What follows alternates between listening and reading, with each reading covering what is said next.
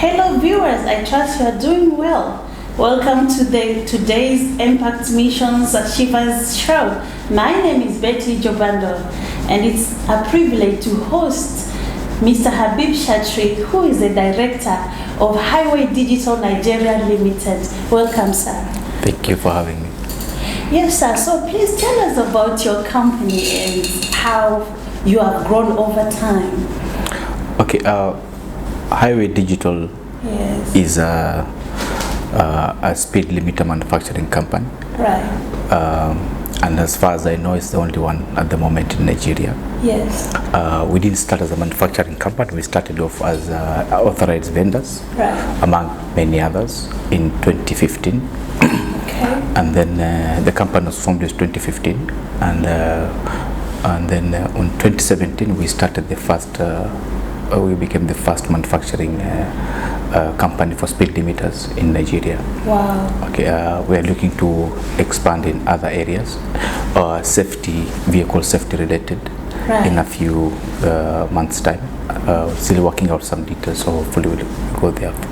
Amazing. So, being an expatriate here, how do you find, like, if you are to do the same thing in Kenya and being in Nigeria, how do you compare the two?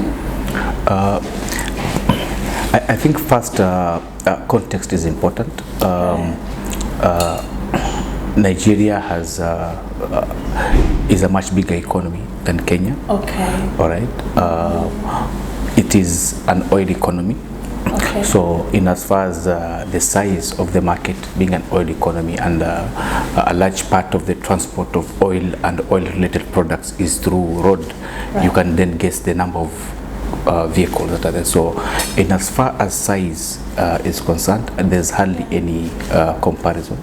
But other characteristics of any market are the same. You have to work hard. You have to give excellent customer service. Right. Not just because the market is big, then you take it for granted that you make. No, you still have to go through the normal process of any company in any market. Be honest to your customers, provide best quality work, and deliver on value for money. Well done. And that leads me to this next question. So, how do you see Africa to compare to the US, UK, and other Western countries in terms of development in technology? Are we making any strides? Okay. I think there's some things which are from the surface. You might think that Africa is not making any strides. Okay. But if you go deeper, you'll find that first of all, in terms of population demographics, yeah, you find that in Africa we have a much younger population. Yeah. Okay. What is common about the younger population the world over is their affinity to technology. Okay.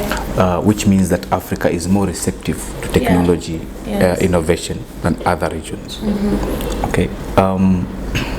On the other hand,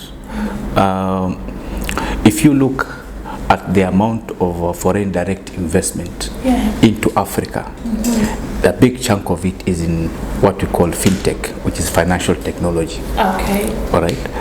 The big question will be why? Why do you have all this? Because of the age of the population, the adaptability to technology. So the future is quite bright in as far as Africa is concerned. What Africa has to do is to build up the enabling environment. Right. Okay. Build up the interconnectivity, like what the Africa Free Common Trade Area Agreement seeks to do. Yes, sir. Okay. There are some places right now you cannot drive from one country to another. There is no connectivity. Yeah. So that hinders, cross fertilization, either in technology or in other development areas. So what governments of Africa should do is basically provide the enabling environment and let the youth just keep up from there. And do you think so far the government is doing enough to even have the rate of unemployment, youth unemployment in Africa? No, I think one misconception most people have is that they think it is the government's job to provide employment. This we need to remove from our heads. It is not the government's job to provide employment. It is the government's job to provide an enabling environment for the private sector to thrive so that they can create jobs. Okay, that is where we are now taking our short break. Thank you so much. I can see clearly now, the rain is gone. Hello viewers, welcome back to the Achievers Show. Just before the break, we were talking about the government policies to help and boost the private sector on how to make it better with technology.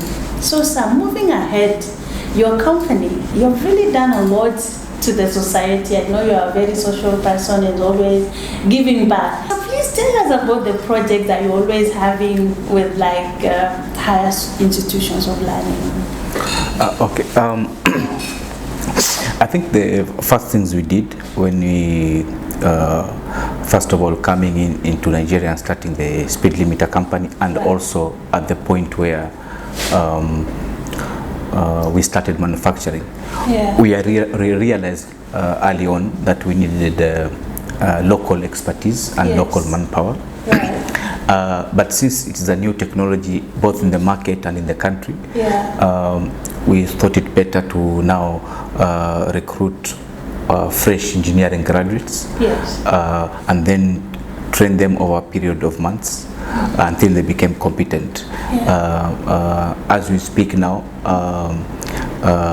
apart from myself, everybody else is a Nigerian. It is local.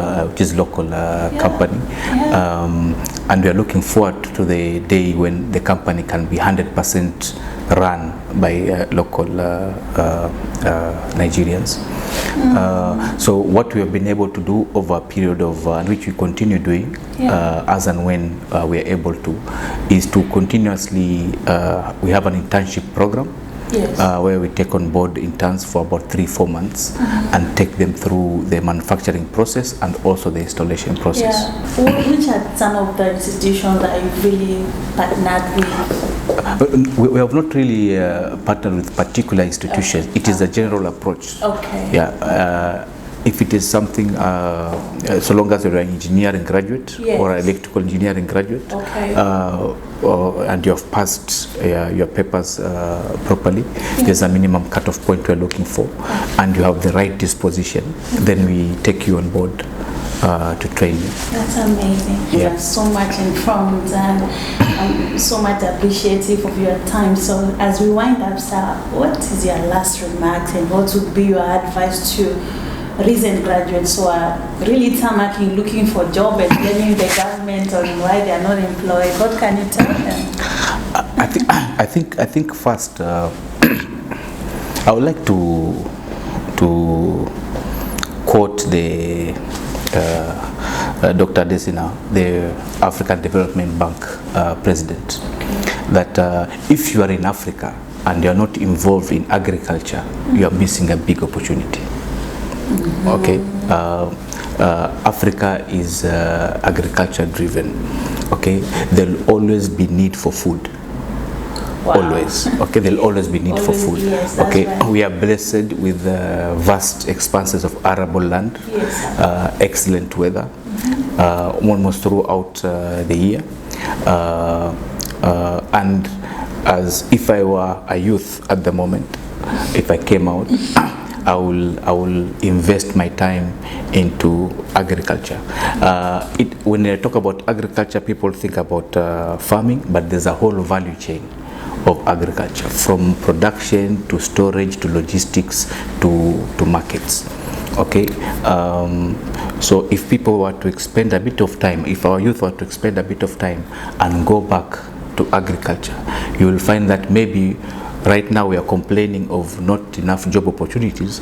Maybe there will come a time, and God willing it will, where we'll have no many youth to adopt into those agricultural value chains. We have everything. We have people like now, for example, take an example of Benue, when they do have the harvest season for mangoes. If you go there, in a week, you will find the amount of mangoes rotting Why? Because there's no storage. There's no processing plant near Benue. I think the former president of Obasanjo is trying to do something there. But this only shows you the amount of scale there is. Dairy production is non-existent almost in Nigeria. And a lot of other value chains, grain storage, grain processing, okay? Seedlings supply, input supplies to farmers. So there are a lot of there's a lot of opportunity in agricultural value chain in Nigeria, which we need to think about and go back to. Not everybody will sit in an office at a desk, okay, and call it a job. So we need to find ways of how to go back to our lands and till our lands and all assist our farmers to have either value addition in their wheat or product commodity preservation or product marketing or exchange, everything else like that. Thank you so much, sir. We can't really have enough of you. We are learning and we want to hear more and more. So that's how we wrap it up. Thank you so much for tuning in and watching. My name is Betty Jobando. I've been your host. Until next time, God bless you all.